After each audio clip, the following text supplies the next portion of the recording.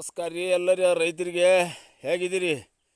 ನಾನಂತೂ ಚೆನ್ನಾಗಿದ್ದೇನೆ ರೀಪ್ಪ, ನೀವಂತೂ ಚೆನ್ನಾಗಿದ್ದೀರಿ ಅಂತ ಅಂದ್ಕೊಂಡಿದ್ದೀನಿ.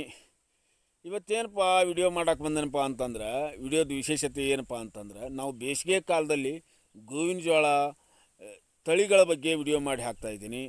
ಯಾರೆಲ್ಲ ಹೊಸದಾಗಿ ನನ್ನ ಚಾನಲ್ ನೋಡ್ತಾ ಇದ್ದೀರಿ ಅವರೆಲ್ಲ ನನ್ನ ಚಾನಲ್ನ ಸಬ್ಸ್ಕ್ರೈಬ್ ಮಾಡೋದನ್ನು ಮರಿಬೇಡಿ ಬಂಧುಗಳೇ.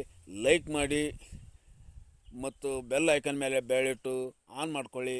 ಆನ್ ಮಾಡಿಕೊಂಡ್ರೆ ನಾ ಮಾಡುವಂಥ ರೈತರ ವಿಡಿಯೋಗಳು ನಿಮ್ಮ ಮೊಬೈಲಿಗೆ ನೋಟಿಫಿಕೇಷನ್ ಆಗಿ ಬರ್ತಾವೆ. ನೀವು ನೋಡಿಕೊಂಡು ತಿಳ್ಕೊಂಡು ನೀವು ಮುಂದೆ ಏನಾದರೂ ಮಾಡ್ಬೋದು ಅನ್ನುತ್ತಾ ಮತ್ತು ಹೆಚ್ಚಿಗೆ ಮಾತಾಡೋದು ಬೇಡ ಬಂಧುಗಳೇ. ಈ ಪೂರ್ಣ ವಿಡಿಯೋ ನೋಡಿ, ಈ ವಿಡಿಯೋದಲ್ಲಿ ಏನಿದೆ ಅನ್ನೋದನ್ನು ನೋಡ್ಕೊಂಡು ಬರೋಣ ಬನ್ನಿ ಬಂಧುಗಳೇ. ಏನಪ್ಪ ಅಂತಂದ್ರೆ, ನಾ ಹಾಕಿದ್ದು ಗೊಂಜಾಳ ಈ ಬೇಸಿಗೆ ನವಂಬರ್ ತಿಂಗಳಲ್ಲಿ ಬಿತ್ತಿದ್ದೀನಿ ನಾನು. ಈಗ ಬಿತ್ತಿ 2.5 ತಿಂಗಳಾಯ್ತು, ಕೂಸಿ ಎತ್ತಿದೆ ನೋಡ್ರಿ ಇಲ್ಲಿ ಬಂಧುಗಳೇ.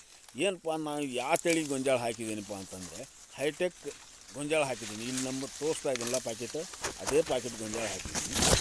ಈ ಗೊಂಜಾಳ ತಳಿಗಳ ವಿಶೇಷತೆ ಏನಪ್ಪ ಅಂದ್ರೆ, ಇದಕ್ಕೆ ನೀರು ಕಡಿಮೆ ತೊಗೊಳ್ತೈತಿ. ಬೇಸಿಗೆ ಕಾಲದಲ್ಲಿ ಒಂದು 4-5 ದಿನ ನೀರು ಕಡಿಮೆ ಇದ್ದರೂ ನಡಿತೈತಿ. ಇನ್ನೊಂದು ಗೊಂಜಾಳ ಥರ ಒಣಗೋದಿಲ್ಲ ಬಂಧುಗಳೇ. ಇದು ಒಂದು ನೀರಿನ ಪ್ರಮಾಣವೂ ಕಡಿಮೆ. ಇದಕ್ಕೆ ಏನಪ್ಪ ತಳಿ ವಿಶೇಷತೆ ಅಂದರೆ, ಇದಕ್ಕೆ ನೀರಿನ ಪ್ರಮಾಣ ಕಡಿಮೆ ಆದರೂ ನಡಿತೈತಿ ಬಂಧುಗಳೇ. ಹೆಚ್ಚು ಕಡಿಮೆ ಆದರೂ ನಡಿತೈತಿ. ನೀರು ಬೇಕೇ ಬೇಕು. ಆದ್ರೆ ಒಂದೊಂದು ಗೋವಿನ ಜೋಳಕ್ಕೆ 2 ದಿನ ಕಡಿಮೆ ಆದ್ರೆ ಬಾಡ್ಕೊಂಬಿಡುತ್ತೆ. ಇದು ಆ ರೀತಿ ಅಲ್ಲ ಬಂಧುಗಳೇ. ಈ ಗೊಂಜಾಳ ಹಾಕಂತ 4 ವರ್ಷ ಆಯ್ತು ಬಂಧುಗಳೇ. ಇದರಿಂದ ನಾನು ವರ್ಷಕ್ಕೆ ಒಂದು ಪೀಕಿಗೆ ಎಕರೆಗೆ ಬಂಧುಗಳೇ ನಾನು 45-50 ಕ್ವಿಂಟಲ್ ಬೆಳೆದಿದ್ದೀನಿ ಈ ಗೋವಿನ ಜೋಳ. ಈ ಕಂಪ್ನಿ ಆಗಲಿ, ಕಂಪ್ನಿ ಪ್ರಚಾರ ನಾವು ಮಾಡ್ತಾಯಿಲ್ಲ. ನಾವು ಎದರಿಂದ ಲಾಭ ತೊಗೊಂಡಿದ್ದೀನಿ ಅದೇ ಗೊಂಜಾಳ ಕಂಪ್ನಿದು ಹೆಸರು ಹೇಳ್ತಾ ಇದ್ದೀನಿ.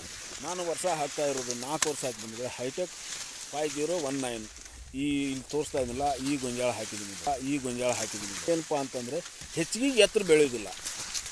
ಸ್ವಲ್ಪ ಇದು ಗಿಡ್ಡ ತಳಿ 5.5 ಫೂಟ್ ಬೆಳಿತೈತಿ.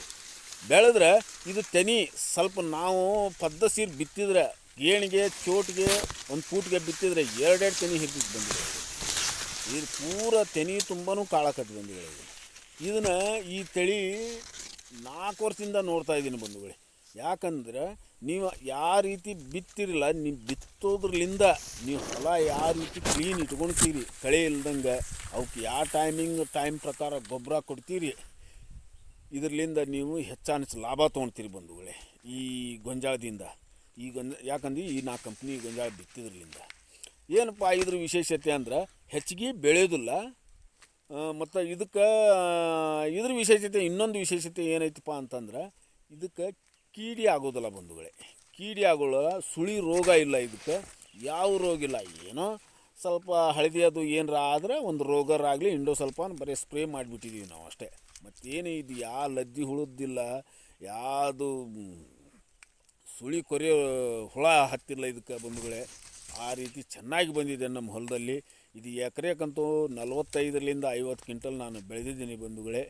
ಇದನ್ನು ನೋಡಿ ನೀವು ನಿಮ್ಮ ಹೊಲ. ಇದು ಏನಪ್ಪ ಈ ಗೊಂಜಾಳ ವಿಶೇಷತೆ, ಬೇಸಿಗೆ ಅಷ್ಟು ಹಾಕೋದು, ಇದು ಮಳೆಗಾಲ ಬರೋದಿಲ್ಲ ಬಂಧುಗಳೇ. ಇದು ಯಾಕಪ್ಪ ಅಂದರೆ, ನೀವು ಇದನ್ನು ಒಂದ್ಸಲ ನಾ ಹೇಳಿದ ಪ್ರಕಾರ ಮಾಡಿ ನೋಡಿ ಬಂಧುಗಳೇ.